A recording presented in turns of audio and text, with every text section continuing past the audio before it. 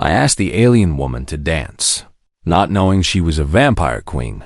The grand ballroom of the Celestial Accord space station glowed with the light of 1,000 holographic stars spinning overhead.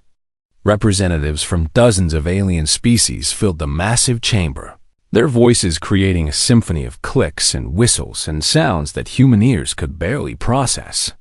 Sergeant Kang Junho stood near the entrance in his formal military uniform, watching the crowd with careful eyes as he fulfilled his duty protecting Earth's diplomatic delegation. He had never seen so many different beings in one place before tonight.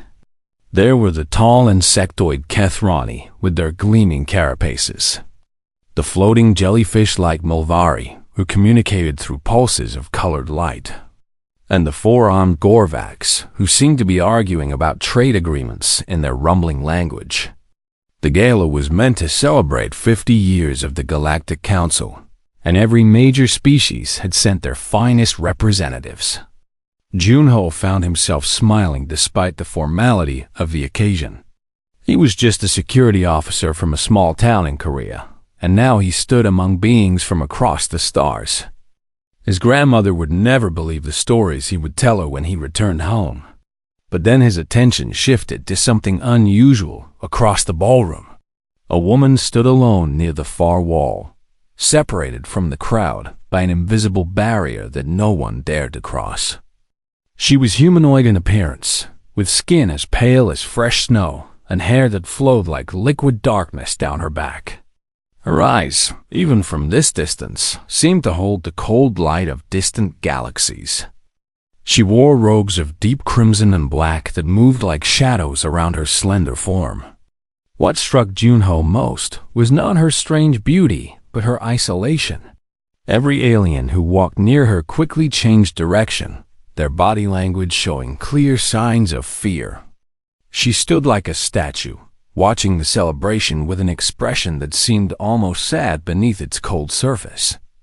Junho knew nothing about galactic politics beyond the basic training he had received. He did not recognize the symbols on her robes or understand why others avoided her.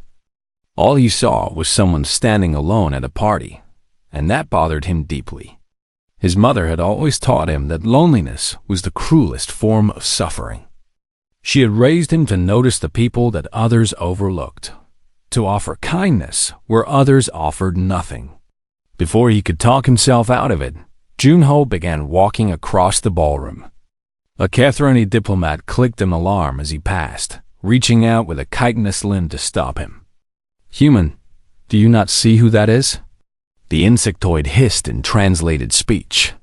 "Turn back now while you still can." Junho gently removed the alien's grip from his arm. "I see someone who looks like she could use some company," he replied with a polite bow before continuing forward. The crowd parted before him like water around a stone. Whispers spread through the ballroom in a dozen languages, and Junho felt hundreds of eyes turning to watch his approach. He ignored them all and focused on the woman ahead. She noticed him when he was 10 meters away. Her eyes, which he now saw were the color of frozen blood, locked onto him with predatory intensity. Most beings would have stopped, would have felt the ancient warning that screamed of danger. But Junho had grown up on Earth, the death world that had produced humanity. He had faced tigers in the forests of his homeland and survived storms that would kill most galactic species. Fear was familiar to him, and he had learned long ago not to let it control his actions. He stopped before her and offered a respectful bow in the Korean style. "Good evening," he said in a calm voice. "I noticed you standing here alone, and I wondered if you might like to dance."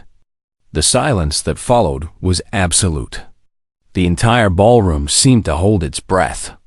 Somewhere behind him, Junho heard a glass shatter as someone dropped it in shock. The woman studied him with those ancient eyes, and Junho felt as if she was looking directly into his soul. Her lips, pale as the rest of her, curved into something that might have been amusement or might have been hunger. "Do you have any idea who I am, human?" Her voice was like silk wrapped around frozen steel, beautiful and deadly at once. I am afraid I do not, Junho admitted honestly. But I do not think that matters much when it comes to dancing. She tilted her head, and for a moment genuine surprise flickered across her features. I am Lady Seraphel Vorn, Queen of the Nocturi Dominion. My people have conquered worlds and harvested the life essence of countless species across millennia. Empires have fallen at my command, and entire civilizations have learned to fear the dark because of what we are. Junho considered this information for a moment. That sounds like a very heavy burden to carry, he said softly.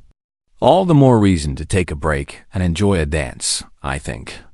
Seraphel stared at him as if he had spoken in a language she could not comprehend. For 3,000 years, she had attended these gatherings, and for 3,000 years, every species had treated her with terror or hatred. No one had ever simply asked her to dance. You are either very brave or very foolish, she said at last. My grandmother would say I am both in equal measure, Junho replied with a warm smile. She also taught me that everyone deserves kindness, even queens. He extended his hand toward her, palm up, waiting. For a long moment, Seraphel did not move. Then, slowly, she placed her ice-cold fingers in his warm palm. The touch sent shivers through his body, but he did not pull away. As he led her onto the dance floor, the crowd scattered before them like frightened animals. Junho ignored their stares and focused on the ancient queen in his arms. The music shifted to something slow and elegant, and they began to move together. You truly do not fear me, Seraphel whispered, and there was wonder in her voice. I fear many things, Junho admitted as they turned beneath the holographic stars, but not someone who looked as lonely as you did standing by that wall. Her grip on his hand tightened slightly. And what do you see now, human? He met her gaze without flinching. Someone who looked lonely. For the first time in centuries, the vampire queen had no response. The dance ended, but the tension in the ballroom did not fade. Junho guided Seraphel toward a quiet balcony overlooking the endless void of space, away from the hundreds of eyes that watched their every movement. The stars beyond the transparent barrier seemed cold and distant, much like the woman who now stood beside him. You have created quite the scandal, human, Seraphel said, her voice carrying a hint of dark amusement. By morning, every species in the galaxy will know that a Terran soldier danced with the vampire queen.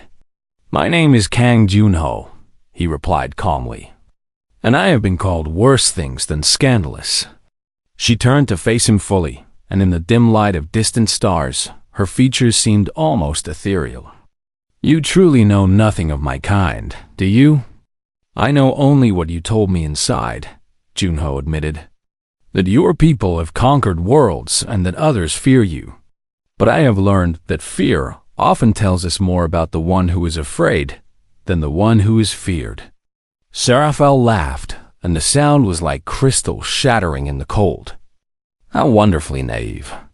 The Nocturi are vampires, Sergeant Kang. We feed on the life essence of other beings to survive. For 10,000 years, we have hunted across the stars, taking what we need from lesser species. We are the nightmare that lurks in the darkness of space, the reason why so many worlds fear the night. She stepped closer, and Junho could feel the unnatural cold radiating from her body. Does that not frighten you now? He thought about her words carefully before responding. On Earth, we have creatures called mosquitoes, he said. They feed on blood to survive. We also have lions and wolves and sharks, predators that hunt to live. Nature created them that way, and we do not hate them for following their nature. We simply learn to coexist. You compare me to an insect? Seraphel's eyes narrowed dangerously. I compare you to a survivor, Junho corrected gently. Every species does what it must to continue existing. Humans are no different. We have done terrible things throughout our history in the name of survival. I am in no position to judge your people for doing the same. The vampire queen fell silent, studying him with an intensity that made lesser beings flee in terror. But Junho stood firm, meeting her gaze with quiet resolve. "You are strange," she finally said. "Your species has only been part of the galactic community for 50 years. Yet you speak as if you understand things that have taken others millennia to grasp." "Humans evolved on a death world," Junho explained. "Earth is full of predators and disasters and diseases that would destroy most galactic species. We learned early that fear is a tool for survival, not a master to obey. I feel fear when I look at you, my queen. My body tells me you are dangerous, and it is correct. But I have faced danger before, and I have learned that running from it only makes it stronger." Before Seraphel could respond, a group of figures burst onto the balcony. Director Yoon Hae-jin, Earth's chief diplomat, led 3 security officers with panic written across her face. "Sergeant Kang, step away from her immediately," the director commanded. "Do you have any idea what you have done?" "I asked the lady to dance," Junho replied without moving. "I was not aware there was a crime. The Nok 3 have destroyed entire civilizations," one of the officers shouted, his hand moving toward his weapon. "She could kill all of us in seconds." Seraphel's expression hardened into cold fury. "And yet I have not," she said in a voice that froze the air itself. "Perhaps you should consider why that is before you threaten me." The tension on the balcony reached a breaking point. Junho could see the officers preparing to act, could see Seraphel gathering her power like a storm about to break. He stepped between them, facing his own people with his arms spread wide.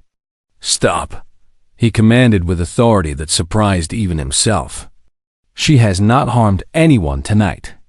She came here seeking something, and we should at least hear what it is before we start a war." Director Yoon hesitated, her sharp mind working through the political implications. What could the Nok 3 possibly want from the council? She demanded, "Your kind has never sought allies before." "Because my kind has never needed allies before," Seraphel replied, and for the first time, Junho heard something like vulnerability in her voice. "But times have changed, Director. There is a threat rising in the dark spaces between galaxies, a force that even the Nok 3 cannot defeat alone." She moved to stand beside Junho, and he noticed that she positioned herself slightly behind him as if seeking shelter. "They are called the Hollow Swarm. They do not simply kill their victims. They erase them from existence itself. Immortality means nothing against beings that can unmake reality. I came to this gala to seek alliance with the other species," Seraphel continued. "But every delegation has refused to even speak with me. The Kethrani laughed at my request. The Gorvaks threatened to destroy my ship if I approached them again. Even the peaceful Melvery turned away when I asked for their help." Her voice cracked slightly, revealing ancient pain beneath the cold exterior. "My people are dying, Director. The Hollow Swarm has already consumed 3 of our outer colonies. If we cannot find allies, the Nok 3 will cease to exist within a century." Junho turned to face her fully. "And then this human fool asked you to dance," he said softly. Seraphel met his eyes, and for a moment, the mask of the vampire queen slipped away. "Yes," she whispered. "The first being in 3,000 years to show me kindness without wanting something in return. Can you understand how that felt?" Director Yoon lowered her hand, her expression shifting from fear to calculation. "Sergeant Kang, you may have just started something that could change the entire galaxy." Junho smiled at the ancient queen beside him. "I simply asked someone to dance. What happens next is up to all of us." The private meeting chamber aboard the Celestial Court was designed for negotiations that could not be witnessed by the general public. Director Yoon Hae-jin sat on one side of the curved table, flanked by her advisors and security team.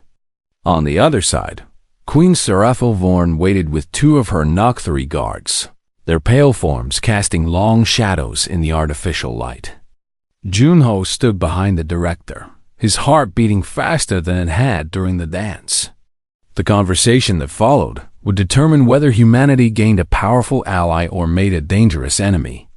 Let me understand this correctly. Director Yoon began, her voice steady despite the tension in the room. You are offering the Nocturi Dominion's advanced technology and military protection to Earth in exchange for our assistance against the Hollow Swarm? That is correct, Sarafo replied. The Nocturi possess weapons and defenses that would advance your species by centuries. We control strategic territories that would give humanity access to resources you have only dreamed of.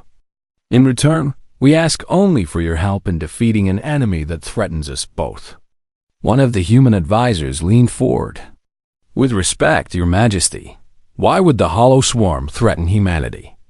We have never encountered them before. Because they consume all life eventually, Sarafel explained. They began in the outer reaches of the galaxy, feeding on small civilizations that no one noticed. Now they grow stronger with each world they devour. If the Nocturi fall, they will move inward. Within 500 years, they will reach your precious Earth. Director Yoon exchanged glances with her team. Even if what you say is true, why should we trust you? The Nocturi have never allied with another species. How do we know this is not a trap? Sarafel's expression remained calm, but Junho noticed her hands tightening slightly. You do not know, she admitted. Trust must be earned, and my people have done nothing to earn yours. That is why I propose we seal this alliance in the ancient way of my kind. What way is that? The director asked carefully. A blood oath. Sarafel rose from her seat and walked around the table until she stood before Junho. Your sergeant initiated contact between our peoples. By Nocturi tradition, he must be the one to bond with me. Our lives would become linked through the oath. If I betray humanity, he would sense it. If he dies, I would be weakened. It is the ultimate guarantee of good faith. The room erupted in protests. The security officers moved to shield Junho, and Director Yoon stood with fury blazing in her eyes. Absolutely not. The director shouted.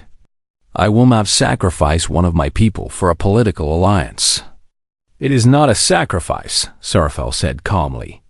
The blood oath does not harm the participants. It simply creates a connection between them, a bridge of shared consciousness and mutual vulnerability. Your sergeant would remain himself, unchanged in body and mind. Junho stepped forward, gently pushing past his protective colleagues.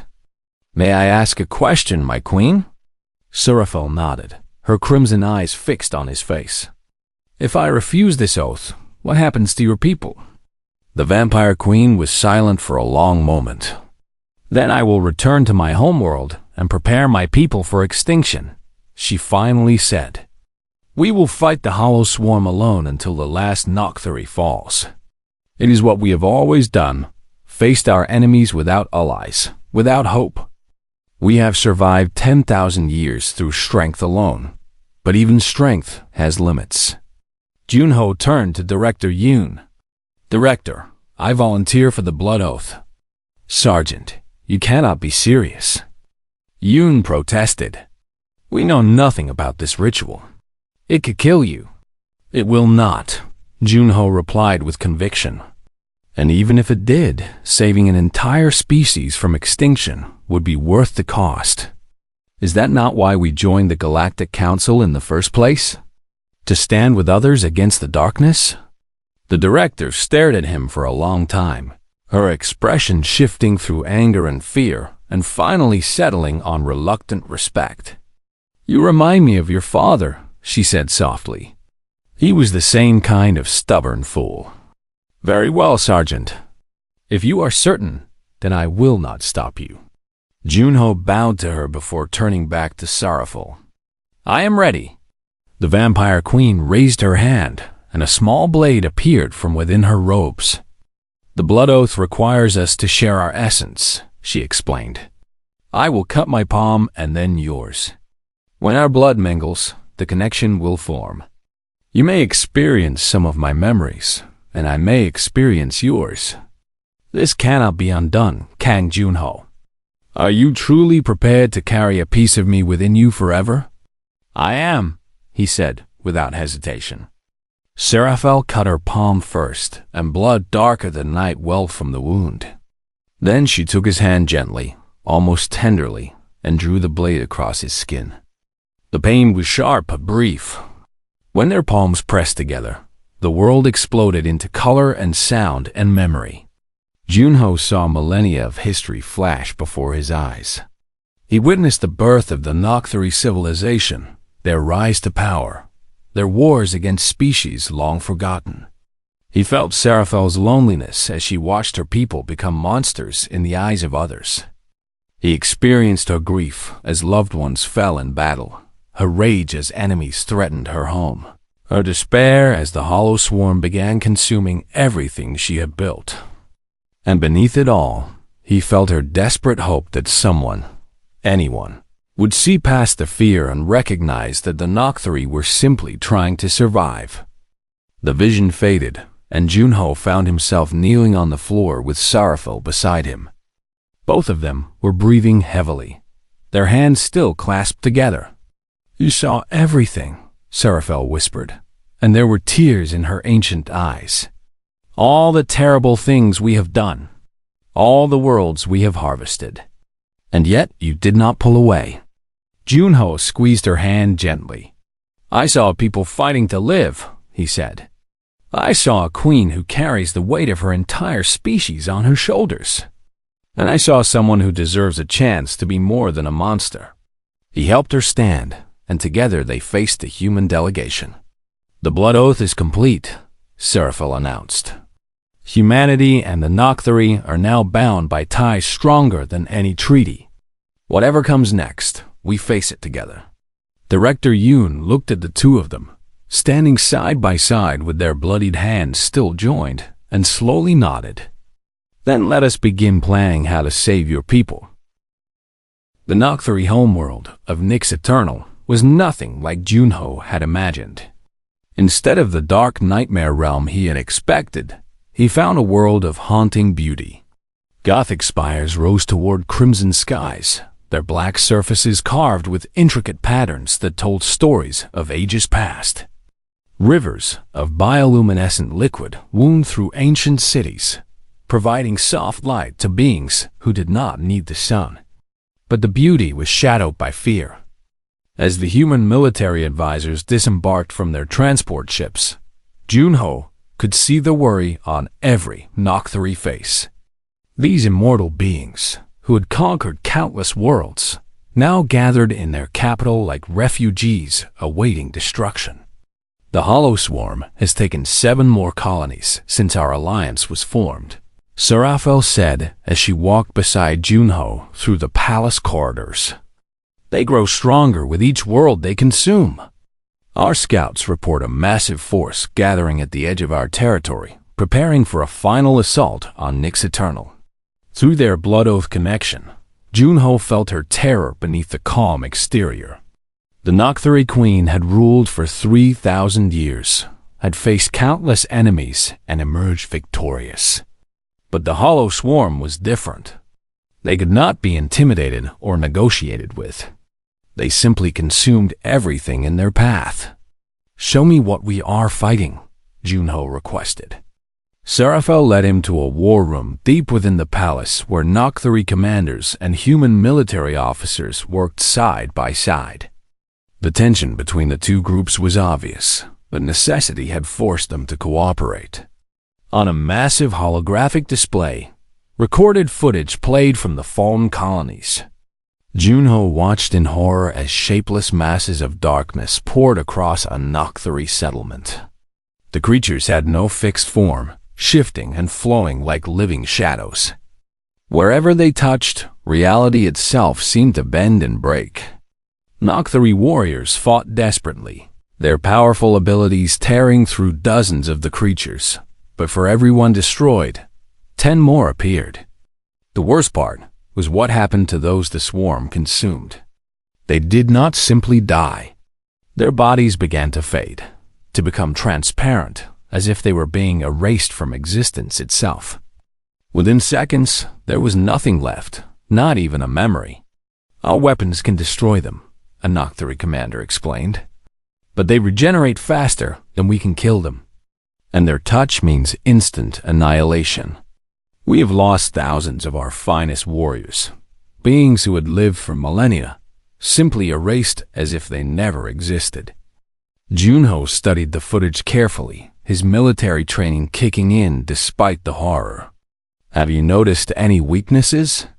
Any conditions where they fight less effectively? They avoid bright light, another commander admitted reluctantly. Our homeworld was chosen specifically because it orbits a dim star. The hollow swarm seems to prefer darkness. Something clicked in Junho's mind. Show me footage from the battles where you used illumination weapons. The Nocturi exchanged confused glances. We have no such weapons, Seraphel explained. Light is painful to our kind. We would never develop technology that harms ourselves.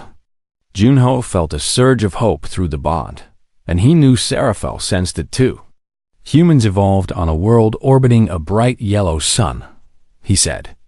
We developed UV-based technology for medicine and agriculture. Our military has experimental solar pulse weapons designed for sterilization of hostile environments. He turned to the human officers present. Contact Earth Command immediately. Tell them we need every UV and solar spectrum weapon we have, plus the engineering teams to scale them up. You want to fight shadow creatures with artificial sunlight? One of the Nocturi commanders asked incredulously. That would harm our own forces. Not if we coordinate properly, Junho replied. Your people fight at night, in the darkness. But when the hollow swarm attacks, you retreat while our forces advance with solar weapons. We push them back, then withdraw so your warriors can finish any survivors. Humans and Nocturi fighting in shifts, covering each other's weaknesses. Seraphel stared at him with wonder. No species has ever offered to fight alongside us before, she whispered. They've only fought against us. Then it is time for something new, Junho said with determination. The days that followed were a blur of preparation. Human ships arrived in orbit carrying massive solar generators and thousands of UV weapons. Engineers worked alongside Nocturi technicians to modify the equipment for battlefield use. Soldiers from both species trained together, learning to coordinate their very different styles of combat. And then the hollow swarm arrived. They came like a tide of living darkness. Billions of shapeless forms pouring from tears in reality itself. The sky above Nyx Eternal turned black as the swarm blotted out even the dim light of the distant star. Screams echoed through the ancient cities as civilians fled toward shelters. Junho stood on the front lines beside Seraphel, feeling her fear and her courage through their bond. Stay close to me, she commanded. When the light pushes them back, my warriors will strike. Together, he agreed. The battle was chaos beyond anything Junho had experienced. Human soldiers fired blinding pulses of artificial sunlight that made the hollow swarm recoil and shriek. Where the light touched them, the creatures burst apart like shadows at dawn. But there were so many, an endless flood of darkness that threatened to overwhelm the defenders. Seraphel fought like a goddess of death, her ancient powers tearing through swarm creatures by the dozens. But even she began to tire as the hours passed. Junho saw her stumble, saw a tendril of darkness reaching toward her, and threw himself in its path. Pain exploded through his body as the hollow swarm's touch began to unmake him. He felt himself fading, felt reality slipping away, and through the bond, he felt Seraphel's anguished scream. Then light erupted from above. Human warships had arrived in orbit, their massive solar cannons charging with the fury of a captured star. When they fired, it was as if dawn itself had come to the eternal night of Nyx. The hollow swarm recoiled, shrieking in frequencies that shook the ground, as concentrated sunlight swept across the battlefield. The creatures burned. They fled. For the first time in centuries, the hollow swarm retreated. Junho collapsed to the ground, his body flickering between solid and transparent. The swarm's touch had not fully erased him, but he was dying. He could feel his life force draining away, could feel the bond between him and Seraphil weakening. The vampire queen fell to her knees beside him, tears streaming down her pale face. "No," she whispered. "Not you. Not after everything." "Did we win?" Junho managed to ask. Seraphil looked up at the ships in orbit, at the retreating darkness, at the Nocturi warriors who stood in shock at having survived. "Yes," she said, her voice breaking. "We won, but the cost may be too high." Junho smiled weakly. "Then it was worth it." Seraphil carried Junho through the ruined streets of her capital, her ancient heart breaking with every step. The human soldier who had changed everything was fading in her arms, his body flickering like a candle in the wind. Through their blood oath, she could feel his life force draining away, consumed by the touch of the hollow swarm. Around her, Nocturi warriors and human soldiers worked together to secure the city. The hollow swarm had retreated, driven back by the combined might of two species. But the victory felt hollow as she watched the man who made it possible dying in her embrace. "There must be something we can do," Captain Min Su Yian shouted as she ran alongside them. The human officer had fought bravely throughout the battle, and her concern for her sergeant was genuine. "Your people have healing abilities, do they not?" "Our healing cannot repair what the swarm has done," Seraphil replied, her voice heavy with grief. "They did not wound him. They began to erase him from existence. There is no wound to heal, only absence where his life should be." She brought him to the palace healing chambers, where Nocturi physicians examined him with growing despair. "The erasure is spreading slowly," the lead physician reported. "His human physiology seems to be resisting it, but he will be gone within hours." Junho's eyes fluttered open, and he managed a weak smile when he saw Seraphil. "Is everyone safe?" he asked in a whisper. "Because of you, yes," she replied, taking his hand. "You saved us all, you foolish, wonderful human." "Then I have no regrets," he said. "Tell my grandmother I was brave, will you?" She would want to know. Seraphil felt something she had not experienced in millennia. Pure, overwhelming desperation. This human had seen past her crown and her power to the lonely woman beneath.